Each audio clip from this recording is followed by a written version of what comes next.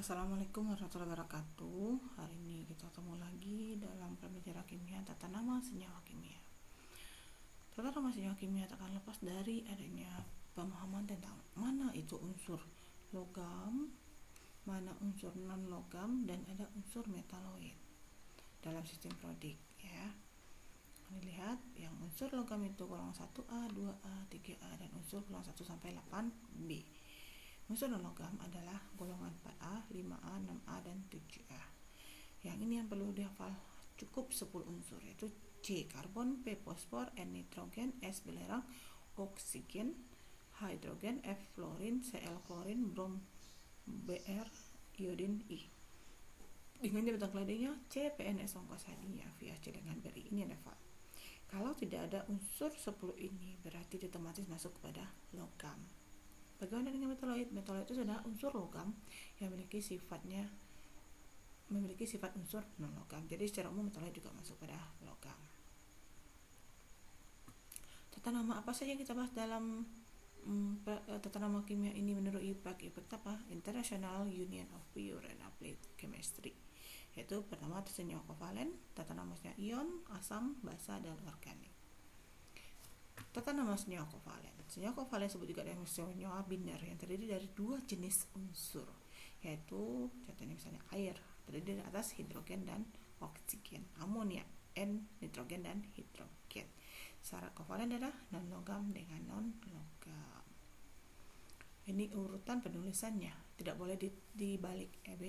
Boron, silikat, karbon, timon, astatin, fosfor, nitrogen, hidrogen, belerang, iodin, bromin, klorin, oksigen, dan fluorin. Jadi kalau kita membuat N dengan H, NH3 harus berupa NH3, nggak boleh kita tulis H3N karena N lebih dulu daripada H. Itu urutannya. Lalu senyawa yang umum dikenal tidak perlu menggunakan aturan IPAK. Contohnya air, jangan lagi ditulis dihidrogen oksida, cukup tulis dengan air, atau metana CL4 dan amonia NH3. Bagaimana aturan senyawa kovalen? Ingat, senyawa kovalen adalah unsurnya non logam dengan non logam. Yang mana unsur non logam? C PNS ongkos hadinya via celengan beri. Oke, lihat atom pertamanya. Atom kedua diberi akhiran ida. Dan jumlah dari atom itu menggunakan awalan dalam huruf Yunani 1 mono, 2 di, 3 tri, 4 tetra, 5 penta, dan seterusnya. Tetapi unsur pertama jika indeknya 1, maka tidak butuh awalan mono. Jadi rumusnya tadi A tambah B dikira akhiran ida. Contohnya N2O3. N-nya ada 2 maka ditulis di nitrogen. O-nya ada 3 maka ditulis trioksida. Jadi nama di nitrogen trioksida. Bisa dipahami? Oke, ini latihan sudah anak-anak kerjakan kemarin ya. Nah, sekarang kita apa beda sih senyawa kovalen dengan ion? Bedanya, kalau senyawa kovalen non logam dengan non logam. Ya, ini kalau ini bisa kita hubungkan dengan hubungan sejenis homo ya. Nah, kalau yang senyawa ion itu antar logam dengan non logam, ini hubungan normal, beda jenis ya. Jadi kamu lihat atom pertamanya, kalau non logam atom pertamanya itu kovalen, yang non logam kalau logam itu ion. Jadi hafal huruf yang 10 ini. Kovalen terjadi karena pemakaian bersama pasang elektron. Ion terjadi karena serah terima elektron. Kovalen selalu mengikut ada awalan mono, di, tri, dan seterusnya. Ion tidak diikuti oleh awalan mono, di, tri, dan seterusnya. Keduanya sama-sama atom kedua diberi akhiran ida. Kalau ion dia terion seperti ini. Ada ion A plus X plus A, ada ion Y B min. Oke. Kita masuk tata nama senyawa ion. Senyawa ion adalah senyawa terdiri dari unsur logam, kation atau ion positif, dan unsur non logam atau anion atau ion negatif. Mana saja unsur ion logam positif tadi dibilang huruf 1. Golongan 1A, 2A, 1B, 2B, 3A sampai 8B. Itu yang umum. Ini anak-anak di anorganik pasti disuruh menghafal atom-atomnya ya. Contohnya litium, golongan 1 muatannya 1, jadi Li plus 1. Golongan 2 jadinya berilium, Be plus 2. Golongan 1B perak, Ag plus 2. Jadi nomor golongan sama dengan muatan ionnya. tadi ionnya hanya terdiri dari satu unsur, satu ion, sekarang ada beberapa golongan logam memiliki lebih dari satu bilangan oksidasi. Itu golongan siapa saja? Golongan 6B, 7B, 8B, 1B, 2B, dan 4B bisa memiliki lebih dari satu. Contohnya krom. Krom itu punya dua, berupa krom plus 2 dan krom plus 3. Nah, bagaimana cara membedakannya? Maka kalau secara IPEK diberi angka Romawi dalam tanda kurung. Ini tata nama IPEK. Kalau ada juga kalau yang bilang oksidasinya rendah diberi akhiran O, oksidasi tinggi diberi akhiran I. Ini tata nama lazim ya, kromo dan kromi. Sama. Contohnya lagi besi. Besi itu ada besi 2, ada besi 3. Besi plus 2 plus 3. Maka besi 2 Romawi, besi 3 Romawi. Atau yang rendah diberi fero, tinggi diberi akhiran feri. Oke, selanjutnya. Kalau tadi ion positif, sekarang ada ion negatif. Yang mana ion negatif? Golongan 5A, 7A, dan 8A. Untuk ion negatifnya diberi akhiran ida. Jadi nitrogen jadi nitrida N-3. Oksigen jadi oksida O-2. Fluorin jadi fluorida F-1. Oke. Selain yang monoatom, ada lagi yang terdiri dari ion negatif poliatom, artinya bukan satu atom tersusunnya tapi dari lebih dari satu atom. Contohnya nih SO4-2, berarti ada belerang, ada oksigen. Jangan disebut belerang tetraoksigen, itu salah. Dia punya nama sendiri. Apa nama sendirinya? Sulfat. Dan dia punya kembarannya siapa? SO3-2 sulfit. Nah, ini tolong dihafal ya anak-anak. Sulit hafalnya? Tidak. Kita buat dengan nyanyian. Contohnya seperti ini. Kita sebutkan nama ionnya 2 kali, baru kita sebutkan simbolnya, dan terakhir baru muatannya. Bisa diikuti ya. Kita coba ya. Sulfat, sulfit, sulfat, sulfit, SO4, SO3-2. Nitrat, nitrit, nitrat, nitrit, NO3, NO2-1. Fosfat, fosfit, fosfat, fosfit, PO4, PO3-3.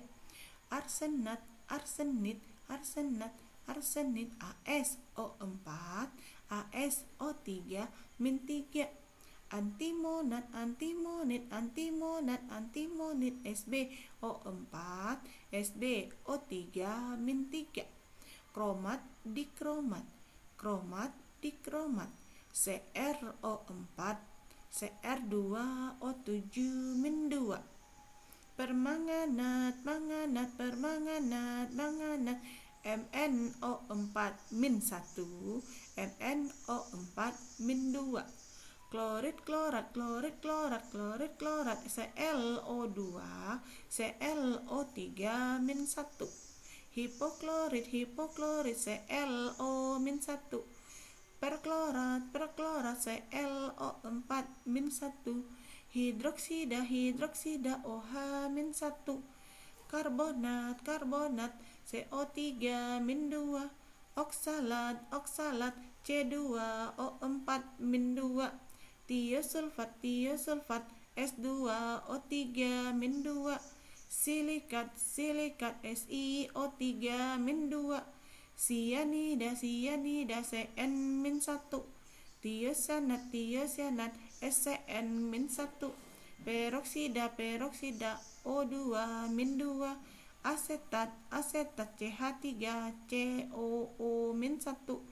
Amonium, amonium, NH4+1. Jadi seperti itu hafalnya. Diulang-ulang terus, ion negatif poliatom karena akan selalu terpakai. Lalu ada lagi aturan senyawa ion.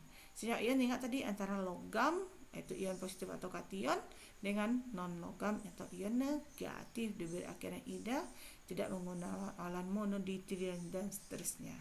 Syaratnya hafal daftar anion dan kationnya. Oke, jadi seperti ini. Jadi ion positifnya dengan ion negatif, dia ketika dia akan menjadi senyawa, ionnya ini akan berubah menjadi indeks bagi yang di unsur di sebelahnya. Jadi ini ion dari si Y akan menjadi indeks bagi si X. Kita coba. Tata nama senyawa ion dan ionik atau ion ada bisa dengan logam satu jenis kation, itu contohnya Na+ dengan Ca+2. Tuh ada ion dengan memiliki lebih satu jenis kation, contohnya Fe, ada Fe plus 2, ada Fe plus 3. Seperti ini ya. Jadi kita contohkan dengan satu jenis kation, contohnya ini NaBr, natrium bromida. Oke, natrium bromida. Konsep tadi apa? Logam dengan logam tambah akhiran ida. CaCl2, kalsium klorida. Kamu nggak perlu pedulikan angkanya kalau dia ion, tidak dihitung angkanya ya. Nah, ini contohnya logam memiliki lebih dari satu jenis kation. Ini Fe, di sini Fe-nya adalah plus 2. Maka ditulis adalah besi 2 sulfat, SO4 min 2 sulfat ya. Jangan diurai jadi belerang tetraoksida, itu salah. Lalu CrOH 3 kali. Cr itu muatannya adalah plus 3. Maka jadi krom 3 hidroksida. Ini tata namanya. Contoh lainnya seperti ini, tulis krom 3 klorida, maka rumusnya apa? Kamu urai dulu, berarti krom itu Cr itu udah 3 berarti Cr-nya plus 3. Klorida Cl min 1, maka sini Cl min 1. 3 ini menjadi indeks bagi Cr, ini kan 1 jadi indeks bagi Cr, jadi Cl3. Bu, kenapa ada 3 depannya? 3 depan ini menyatakan jumlahnya sebagai koefisien. Di sini jumlah indeksnya ada 3, maka di sini ditambahkan 3. Jadi rumusnya adalah Cl3. Oke. Contohnya besi 3 nitrat. Besi 3 berarti Fe plus 3 buat nitrat, nitrit, NO3 min 1 berarti NO3 min 1 plus 3. Jadi sini 3 berarti NO3-nya 3 kali. Ini 1. Jadi 1. Jadi FeNO3 3 kali. Seperti itu. Jadi ion kan. Maka tugas anak-anak ibu sekarang lengkapi tabel ini. Jadi kalium oksida. Katanya apa? Kalium apa? K plus. Anionnya apa? Oksida. O min 2. Jadi apa dia? K2O. Oke, seperti itu, selesaikan ya. Lalu kita masuk ke tata nama senyawa asam. Asam adalah senyawa hidrogen dan dalam air menghasilkan H+ atau asam dan punya rasanya asam. Ya. Aturannya pasti diawali oleh H hidrogen tambah anionnya. Nih H ini pasti kata-katanya diawali dengan kata-kata asam atau hidrogen, tapi umum pakai asam ya.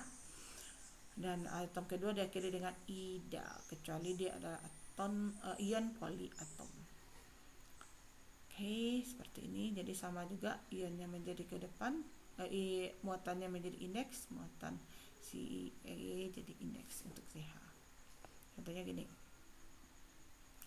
HCl terus jadi H plus tambah Cl min, maka namanya H itu asam, Cl itu klor, tambah akhirnya ada klorida, asam klorida atau disebut dengan hidrogen klorida, karena asam itu boleh sebagai ionnya.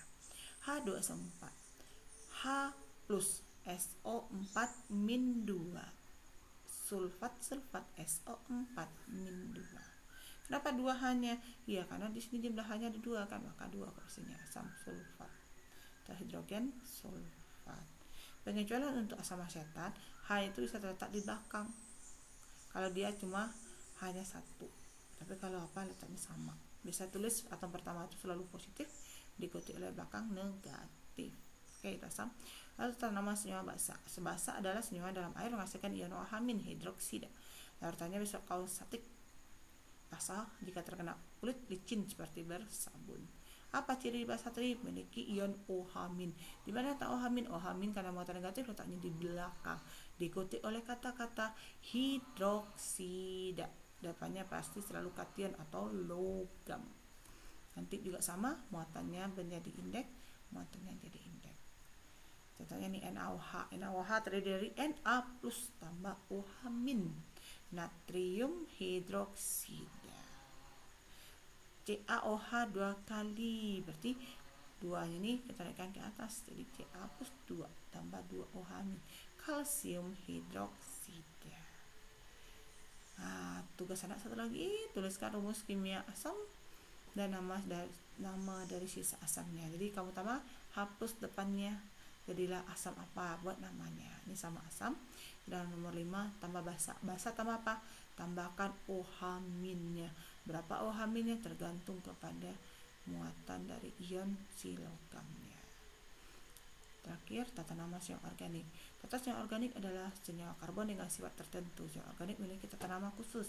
Untuk tata nama UPAC senyawa organik kalian belajar di